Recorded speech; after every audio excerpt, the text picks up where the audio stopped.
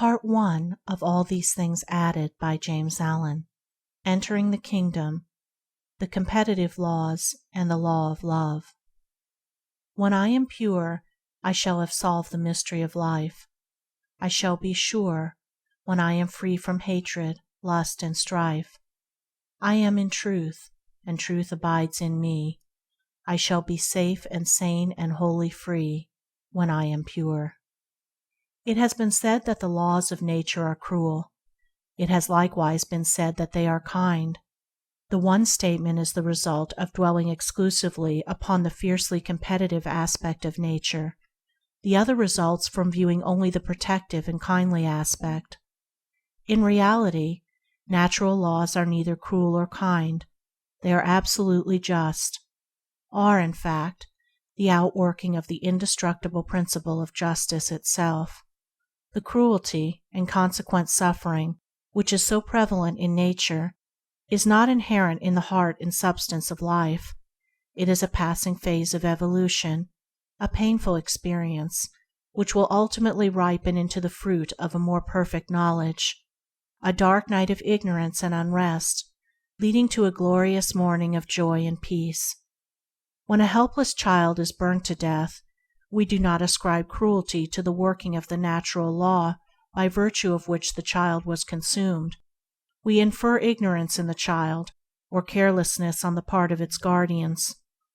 Even so, men and creatures are daily being consumed in the invisible flames of passion, succumbing to the ceaseless interplay of those fiery psychic forces which in their ignorance they do not understand, but which they shall at last learn how to control and use to their own protection, and not, as present, foolishly employ them to their own destruction. To understand, control, and harmoniously adjust the invisible forces of its own soul is the ultimate destiny of every being and creature. Some men and women, in the past, have accomplished this supreme and exalted purpose. Some in the present have likewise succeeded, and until this is done, that place of rest wherein one receives all that is necessary for one's well-being and happiness without striving and with freedom from pain cannot be entered. In an age like the present, when in all civilized countries the string of life is strained to its highest pitch, when men and women, striving each with each in every department of life for the vanities and material possessions of this perishable existence, have developed competition to the utmost limit of endurance, and in such an age the sublimest heights of knowledge are scaled, the supremest spiritual conquests are achieved. For when the soul is most tired, its need is greatest, and where the need is great, great will be the effort. Where also the temptations are powerful, the greater and more enduring will be the victory. Men love the competitive strife with their fellows, while it promises and seems to bring them gain and happiness, but when the inevitable reaction comes, and the cold steel of selfish strife, which their own hands have forged, enters into their hearts, then, and not until then, do they seek a better way. Blessed are they that mourn. They have come to the end of strife, and have found the pain and sorrow to which it leads, for unto them, and unto them only, can open the door which leads to the kingdom of peace. In searching for this kingdom, it is necessary to fully understand the nature of that which prevents its realization, namely, the strife of nature, the competitive laws operative in human affairs, and the universal unrest, insecurity, and fear which accompany these factors. For without such an understanding there can be no sound comprehension as to what constitutes the true and false in life, and therefore no real spiritual advancement. Before the true can be apprehended and enjoyed, the false must be unveiled. Before the real can be perceived as the real, the illusions which distort it must be dispersed. And before the limitless expanse of truth can open before us, the limited experience, which is confined to the world of visible and superficial effects, must be transcended. Let therefore those of my readers who are thoughtful and earnest, and who are diligently seeking, or are willing to seek, for that basis of thought and conduct which shall simplify and harmonize the bewildering complexities and inequities of life. Walk with me step by step as I open up the way to the Kingdom, first descending into hell, the world of strife and self-seeking, in order that, having comprehended its intricate ways, we may afterwards ascend into heaven, the world of peace and love. It is the custom in my household, during the hard frosts of winter, to put out food for the birds, and it is a noticeable fact that these creatures, when they are really starving, live together most amicably, huddling together to keep each other warm, and refraining from all strife. And if a small quantity of food be given them, they will eat it with comparative freedom from contention. But let a quantity of food, which is more than sufficient for all, to be thrown at them, and fighting over the coveted supply at once ensues. Occasionally we would put out a whole loaf of bread, and then the contention of the birds became fierce and prolonged, although there was more than they could possibly eat during several days. Some, having gorged themselves until they could eat no more, would stand upon the loaf and hover round it, pecking fiercely at all newcomers, and endeavoring to prevent them from obtaining any of the food. And along with this fierce contention there was noticeably a great fear. With each mouthful of food taken, the birds would look around in nervous terror, apprehensive of losing their food or their lives. In this simple incident we have an illustration, crude perhaps, but true, of the basis and outworking of the competitive laws in nature and in human affairs. It is not scarcity that produces competition, it is abundance, so that the richer and more luxurious a nation becomes, the keener and fiercer becomes the competition for securing the necessities and luxuries of life. Let famine overtake a nation, and at once compassion and sympathy take the place of competitive strife, and in the blessedness of giving and receiving, men enjoy a foretaste of that heavenly bliss which the spiritually wise have found, and which we all shall ultimately reach. The fact that abundance and not scarcity creates competition should be held constantly in mind by the reader during the perusal of this book, as it throws a searching light not only on the statements herein contained, but upon every problem relating to social life and human conduct. Moreover, if it be deeply and earnestly meditated upon, and its lessons applied to individual conduct, it will make plain the way which leads to the Kingdom. Let us now search out the cause of this fact, in order that the evils connected with it may be transcended.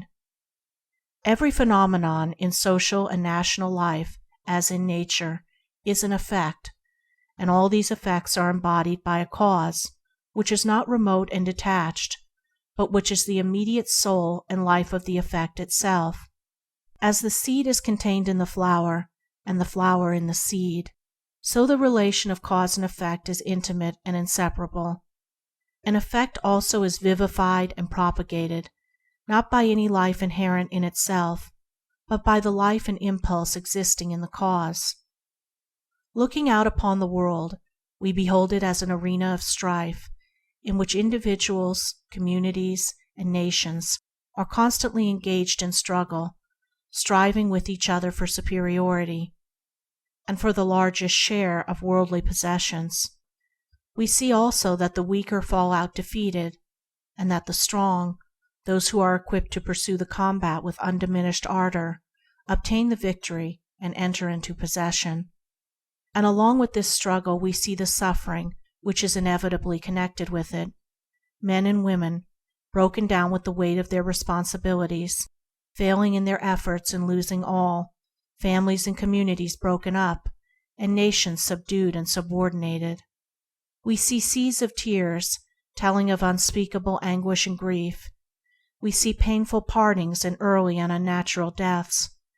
And we know that this life of strife, when stripped of its surface appearances, is largely a life of sorrow.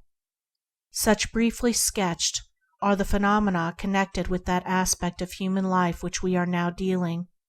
Such are the effects as we see them, and they have one common cause which is found in the human heart itself. As all the multiform varieties of plant life have one common soil from which to draw their sustenance, and by virtue of which they live and thrive, so all the varied activities of human life are rooted in and draw their vitality from one common source, the human heart. The cause of all suffering and of all happiness resides, not in the outer activities of human life, but in the inner activities of the heart and mind, and every external agency is sustained by the life which it derives from human conduct. The organized life principle in man carves for itself outward channels along which it can pour its pent-up energies, makes for itself vehicles through which it can manifest its potency and reap its experience, and as a result we have our religions, social and political organizations. All the visible manifestations of human life, then, are effects, and as such, although they may possess a reflex action, they can never be causes, but must remain forever what they are: dead effects, galvanized into life by an enduring and profound cause. It is the custom of men to wander about in this world of effects, and to mistake its illusions for realities, eternally transposing and readjusting these effects in order to arrive at a solution of human problems, instead of reaching down to the underlying cause, which is at once the center of unification and the basis upon which to build a peace-giving solution of human life. The strife of the world in all its forms, whether it be war, social or political quarreling, sectarian hatred, private disputes, or commercial competition, has its origin in one common cause, namely, individual selfishness. And I employ this term selfishness in a far-reaching sense. In it I include all forms of self-love and egotism. I mean by it the desire to pander to and preserve at all costs the personality. This element of selfishness is the life and soul of competition and of competitive laws. Apart from it they have no existence. But in the life of every individual in whose heart selfishness in any form is harbored, these laws are brought into play, and the individual is subject to them. Innumerable economic systems have failed, and must fail, to exterminate the strife of the world. They are the outcome of the delusion that outward systems of government are the causes of that strife, whereas they are but the visible and transient effects of the inward strife, the channels through which it must necessarily manifest itself. To destroy the channel is, and must ever be, ineffectual, as the inward energy will immediately make for itself another, and still another, and another. Strife cannot cease, and the competitive laws must prevail so long as selfishness is fostered in the heart. All reforms fail where this element is ignored or unaccounted for. All reforms will succeed where it is recognized and steps are taken for its removal. Selfishness, then, is the root cause of competition, the foundation on which all competitive systems rest, and the sustaining source of the competitive laws. It will thus be seen that all competitive systems, all the visible activities of the struggle of man with man, are as the leaves and branches of a tree which overspreads the whole earth, the root of that tree being individual selfishness, and the ripened fruits of which are pain and sorrow. This tree cannot be destroyed by merely lopping off its branches.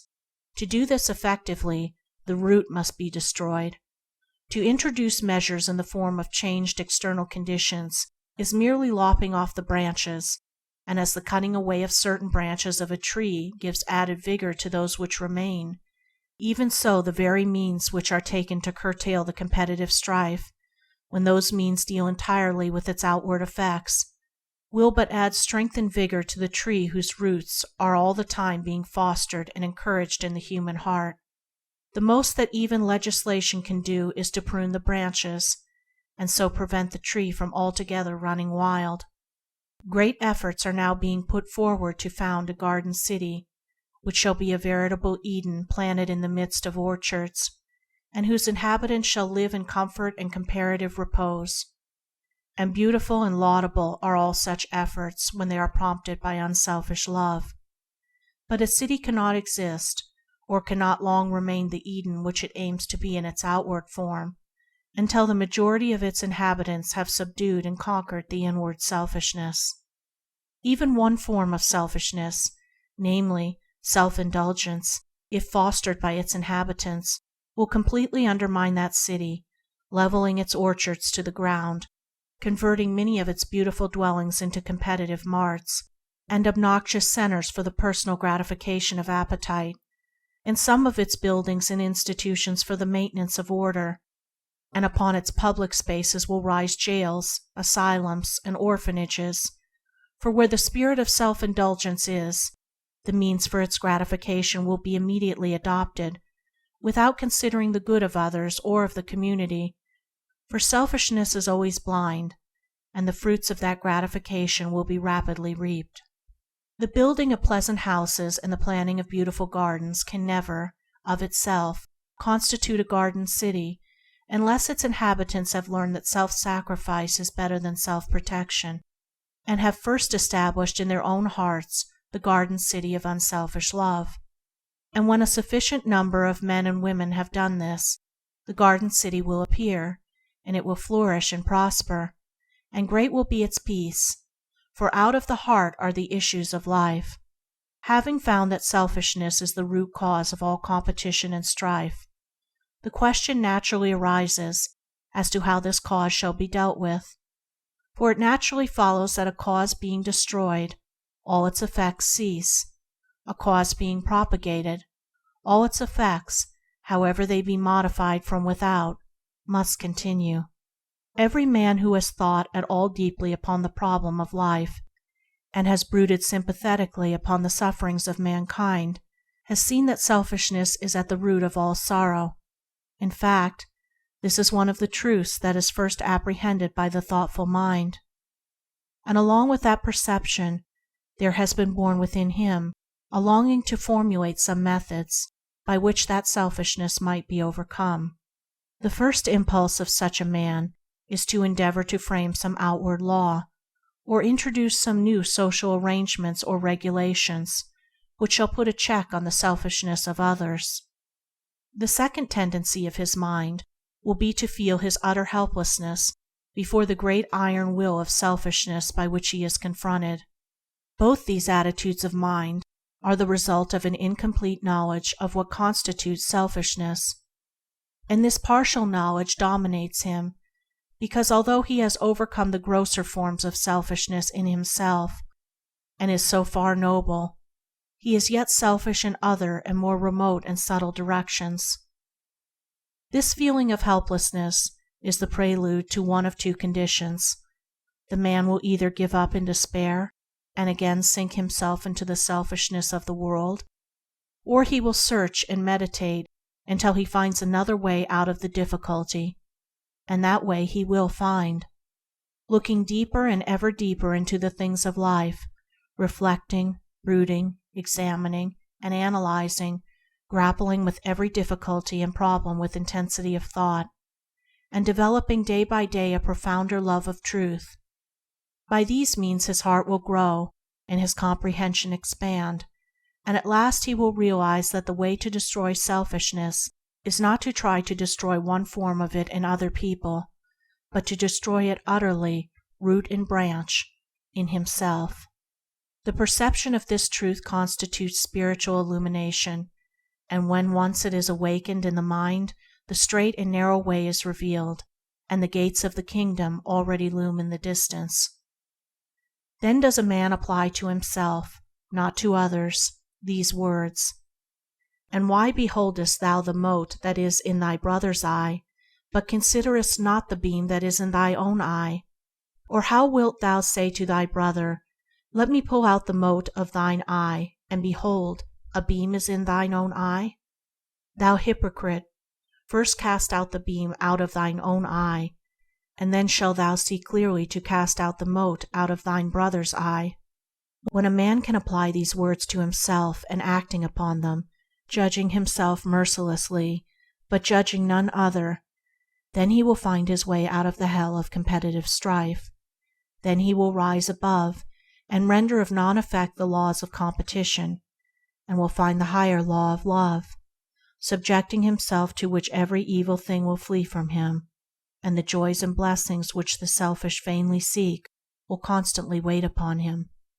And not only this, he will, having lifted himself, lift the world.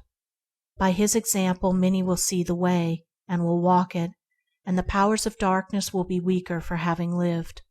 And it will be here asked, but will not man who has risen above his selfishness, and therefore above the competitive strife, suffer through the selfishness and competition of those around him? Will he not, after all the troubles he has taken to purify himself, suffer at the hands of the impure? No, he will not. The equity of the divine order is perfect, so that it is impossible for one who has overcome selfishness to be subject to those laws which are brought into operation by the actions of selfishness. In other words, each individual suffers by virtue of his own selfishness. It is true that the selfish all come under the operation of the competitive laws, and suffer collectively, each acting, more or less, as the instrument by which the suffering of others is brought about, which makes it appear on the surface as though men suffered for the sins of others rather than their own. But the truth is that in a universe, the very basis of which is harmony, and which can only be sustained by the perfect adjustment of all its parts, each unit receives its own measure of adjustment, and suffers by and of itself. Each man comes under the laws of his own being, never under those of another. True, he will suffer like another, and even through the instrumentality of another, if he elects to live under the same conditions as that other. But if he chooses to desert those conditions, and to live under another and higher set of conditions of which the other is ignorant, he will cease to come under or be affected by the lower laws. Let us now go back to the symbol of the tree and carry the analogy a little further. Just as the leaves and branches are sustained by the roots, so the roots derive their nourishment from the soil, groping blindly in the darkness for the sustenance which the tree demands. In like manner, selfishness, the root of the tree of evil and of suffering, derives its nourishment from the dark soil of ignorance. In this it thrives, upon this it stands and flourishes. By ignorance I mean something vastly different from lack of learning, and the sense in which I use it will be made plain as I proceed. Selfishness always gropes in the dark. It has no knowledge. By its very nature it is cut off from the source of enlightenment. It is a blind impulse, knowing nothing, obeying no law, for it knows none, and is thereby forcibly bound to those competitive laws, by virtue of which suffering is inflicted in order that harmony may be maintained. We live in a world, a universe, abounding with all good things. So great is the abundance of spiritual, mental, and material blessings that every man and woman on this globe could not only be provided with every necessary good, but could live in the midst of abounding plenty, and yet have much to spare. Yet in spite of this, what a spectacle of ignorance do we behold! We see on the one hand millions of men and women chained to ceaseless slavery, interminably toiling in order to obtain a poor and scanty meal and a garment to cover their nakedness, and on the other hand we see thousands, who already have more than they require and can well manage, depriving themselves of all the blessings of a true life, and of the vast opportunities which their possessions place within their reach, in order to accumulate more of those material things for which they have no legitimate use. Surely men and women have no more wisdom than the beasts, which fight over the possession of that which is more than they can all well dispose of, and which they could all enjoy in peace. Such a condition of things can only occur in a state of ignorance deep and dark, so dark and dense as to be utterly impenetrable save to the unselfish eye of wisdom and truth. And in the midst of all this striving after place and food and raiment, there works unseen, yet potent and unerring, the overruling law of justice, meting out to every individual his own quota of merit and demerit. It is impartial, it bestows no favors, it inflicts no unearned punishments. It knows not wrath nor pardon. Utter true it measures meet. its faultless balance weighs. Times are as naught, tomorrow it will judge, or after many days. The rich and poor alike suffer for their own selfishness, and none escapes. The rich have their particular sufferings as well as the poor. Moreover, the rich are continually losing their riches, the poor are continually acquiring them. The poor man of today is the rich man of tomorrow, and vice versa. There is no stability, no security in hell, and only brief and occasional periods of respite from suffering in some form or another. Fear also follows men like a great shadow, for the man who obtains and holds by selfish force will always be haunted by a feeling of insecurity, and will continually fear its loss, while the poor man, who is selfishly seeking or coveting material riches, will be harassed by the fear of destitution, and one and all who live in this underworld of strife are overshadowed by one great fear, the fear of death.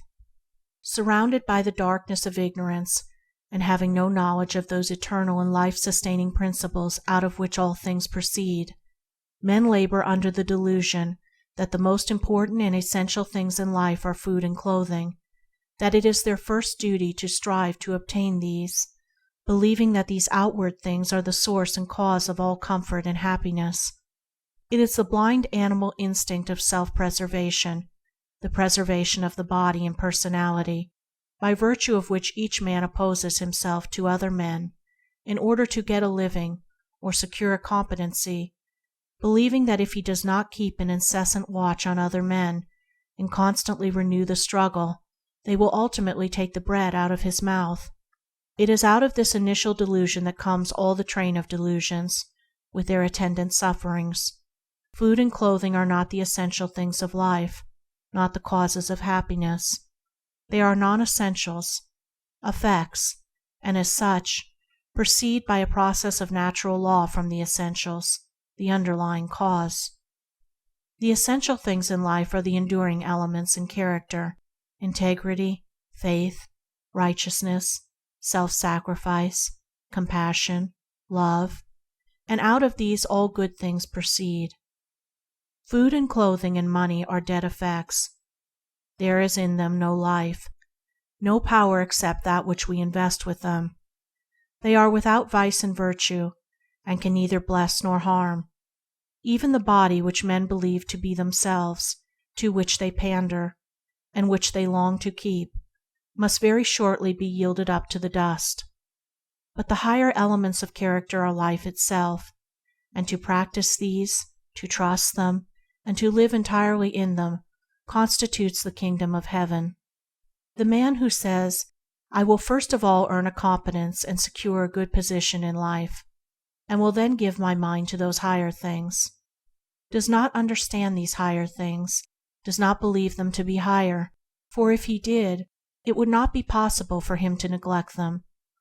He believes the material outgrowths of life to be higher, and therefore he seeks them first. He believes money, clothing, and position to be of vast and essential importance, righteousness and truth to be at best secondary, for a man always sacrifices that which he believes to be lesser to that which he believes to be greater. Immediately after a man realizes that righteousness is of more importance than the getting of food and clothing, he ceases to strive after the latter and begins to live for the former. It is here where we come to the dividing line between two kingdoms, heaven and hell. Once a man perceives the beauty and enduring reality of righteousness, his whole attitude of mind toward himself and others and the things within and around him changes. The love of personal existence gradually loses its hold on him. The instinct of self-preservation begins to die, and the practice of self-renunciation takes its place. For the sacrifice of others, or of the happiness of others, for his own good, he substitutes the sacrifice of self and of his own happiness for the good of others, and thus, rising above self, he rises above the competitive strife which is the outcome of self, and above the competitive laws which operate only in the region of self and for the regulation of its blind impulses. He is like the man who has climbed a mountain, and thereby risen above all the disturbing currents in the valleys below him. The clouds pour down their rain, the thunders roll and the lightnings flash, the fogs obscure, and the hurricanes uproot and destroy, but they cannot reach him on the calm heights where he stands, and where he dwells in continual sunshine and peace. In the life of such a man the lower laws cease to operate, and he now comes under the protection of a higher law, namely, the law of love, and in accordance with his faithfulness and obedience to this law will all that is necessary for his well-being come to him at the time when he requires it. The idea of gaining a position in the world cannot enter his mind, and the external necessities of life, such as money, food, and clothing, he scarcely ever thinks about, but subjecting himself for the good of others, performing all his duties scrupulously and without thinking of reward, and living day by day in the discipline of righteousness, all other things follow at the right time and in the right order. Just as suffering and strife inhere in and spring from their root cause of selfishness, so blessedness and peace inhere in and spring from their root cause, righteousness. And it is a full and all-embracing blessedness, complete and perfect in every department of life, for that which is morally and spiritually right is physically and materially right. Such a man is free, for he is freed from all anxiety, worry, fear, despondency, all those mental disturbances which derive their vitality from the elements of self, and he lives in constant joy and peace, and this while living in the very midst of the competitive strife of the world. Yet though walking in the midst of hell, its flames fall back before and around him, so that not one hair of his head can be singed. Though he walks in the midst of the lions of selfish force, for him their jaws are closed and their ferocity is subdued. Though on every hand men are falling around him in the fierce battles of life, he falls not, neither is he dismayed, for no deadly bullet can reach him, no poisoned shaft can pierce the impenetrable armor of his righteousness. Having lost the little, personal, self-seeking life of suffering, anxiety, fear, and want, he has found the illimitable, glorious, and self-perfecting life of joy and peace and plenty. Therefore take no thought, saying, "What shall we eat? Or what shall we drink? Or wherewithal shall we be clothed? For your heavenly Father knoweth ye have need of all these things. But seek ye first the kingdom of God and His righteousness, and all these things shall be added unto you."